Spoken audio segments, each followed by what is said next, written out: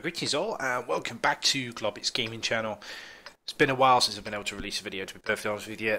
Main reasons for this, the new patch. I've been having an absolute mare of a time with my graphics settings and graphics card, etc, etc, etc. Basically what's been happening, you'll have seen it in my T37 video. What I basically have to do now is I have to optimize my game every single time I log into it through GeForce Experience. Which is something I was advising on the forums to download. It optimises the game settings for the thing, but unfortunately it puts it in 1920 by 1080 resolution, which unfortunately my monitor can't handle. So what I basically have to do is alter all of the settings every single time in fact I need to do it again because I forgot to do it. I need to do the sound, turn it down a little bit so you guys can actually hear me. There we go, it's better. I had to do this every single time I log into the game, which is highly irritating. However, I could not resist showing you this particular replay. Now, KV-1S is no more. KV-1S is dead. KV-85 has replaced it, and we've decided as a clan that the KV-85 just is not competitive for strongholds. We normally play tier 6 strongholds, and our setup used to be KV-1S's, Hellcats and Cromwells. Well, we needed to fill the void of the heavy tanks, and we were doing some testing. Quite extensive testing, and the guys have basically advised me that they like this tank, the T150. Now, I've never had this tank before, and this is my second battle in it from the stock grind. I had it sort of stock for a while, got a few bits and pieces on it. I played one game without the top turret and this 107mm gun. I got the 107 from the KV2, so once I got the turret unlocked, I was happy days. I haven't got the fully upgraded engines yet. I've only got the second engine. But this tank really is a badass vehicle. Why I never had this vehicle in my life, I'll never know. Basically, well, I'll tell you exactly why, because it was overshadowed by the KV-1S. And the KV-1S compared to this thing, people used to like that 400 alpha, but this thing's got 300. I mean, its average damage, let's put it up to you there, look. Its average damage is 300 with 167mm penetration. So performance-wise, this gun, you shave 4 seconds off the KV-1S, old KV-1S's reload, and you only lose 90 alpha. You know, it's alright. Now, I'm facing against two Churchill 1s here and a KV-1, so I'm pretty much outclassing them in vehicle tiers and abilities, in my personal opinion. And to be honest with you, they're just, that guy looks like he's got the stock gun. That poor guy doesn't have a clue. I don't have a chance even. He probably has a clue, but he hasn't got a chance of actually penetrating from the front very effectively, unless he gets my lower plate, which I'm hiding. Angling and side scraping, using basic skills. This thing's just brutal. It really is a good piece of kit. And these two Churchills, they're just... yeah. The thing for Churchills is supposed to be their frontal armour, but it's no match for the 107 with 167mm pen. And basically I'm just working these two guys over now. Take one of them out. And then this KV-85 appears. Now I have a bit of a problem with this KV-85. He just drives out and blocks all of my shots for the next like minute or two. But you know, I'm not the only person on the battlefield. Unfortunately, I shoot him in the back of the turret there. It was a bit of a snapshot, but I apologise straight away. Just to say sorry, you know, it wasn't intentional.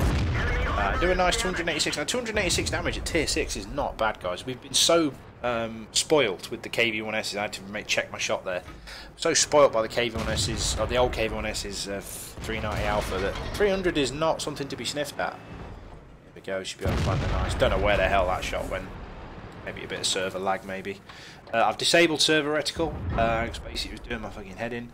Mangled effectively against this KV-1 and managed to take him out for 246. Now, looking at the map then, I decide chasing that Churchill 1 down is not a good idea. Like I said, I've only got the second engine. This tank will not win any 0 to 60 races, let's put it that way. Effectively, it's got about a 30 kph speed limit. I say effectively. It can go faster than that, but it very rarely does. Let's say it's hitting 32, 30 on the flat. It can get up to 35. I doubt it can do 40 odd, but yeah.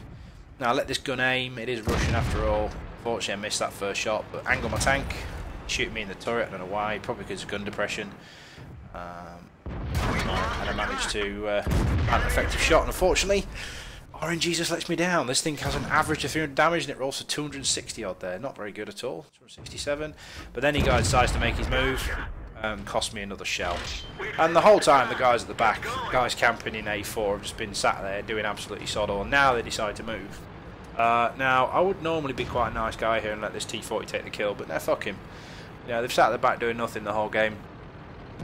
I want my kill. They're going to nick these, start chipping the points away off this M8. Now I could have left the shot for him. Nah, fuck him. You know, you want to sit at the back. Sit at the back, but don't come and take all my kills at the end.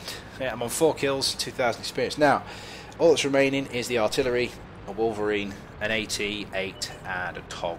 There was a TOG in this game, if you notice I did say at the start. Hello, Toggy. So basically what I mean by this T150 then, well, this is going to replace us for our heavy tank of choice in Strongholds. I'm grinding this one simply because I want to be able to play Strongholds as a heavy tank as well as a light. My favourite choice for the light slash medium tank destroyer route, we basically divide them between heavies and lights. My light choice is T37. Really am enjoying that. But this is going to be my heavy tank. Oh, aside on an 88 and 260 average. Ah, there we go, beautiful. Nice chunk of health from him there. And that KV-85 bites off more than you can chew with that TOG. Bang. Now, I suggest in chat, I don't normally ask for it, but I said to him, Top Gun maybe. I thought, will they let me? Now, what I do here, basically, I know they're going to shoot this TOG as he comes around the corner, so I decide to hold my shot slightly. I wait and let it aim in. And wait till he gets down to 291. Well, that's 300 average, and it rolls low. But unfortunately, denies me the Top Gun. Let's check the post-game stats then. So, the T150 then, just to prove a little point to you guys, just in case some of you don't believe me. I'm just going to go to my vehicle list. Let's go tier, actually. It's tier 6, T150. Where is he? Let's have a look. T150. That was my... Oh, should be in the tier 6 section for the Russians. There he is. Second battle. There you go, guys. Just to prove a point, that was my second battle in my T150. And here is the post-game stats for that one. So not bad for a second out, and as far as I'm concerned, guys, Mastery Badge game with a steel wall. Team score reflects it a little bit better. 1200 base experience, which was clearly more than anyone in the team. I'm sounding quite arrogant here, but I'm actually quite proud of myself, considering the games I've been having lately. This is fucking... Oh, some of the games I've been having have been absolutely dire. It's really nice to get back onto things and realise that occasionally when you do play well, your efforts are rewarded with a victory. Yeah, so Mastery Badge game. Now, what this WoT Replays doesn't show you is the plethora of other little badges that you get. And I can't really talk you through them. I did take a screenshot of the battle results screen. I'll just show you that now. Be right back.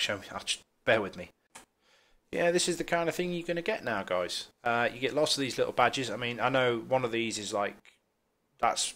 Fighter, I believe, and there's Bruiser and all things like that. They give you lots of different badges for doing like the really minor things. Like there's one for between 4 and 5 kills, which I think is that one there.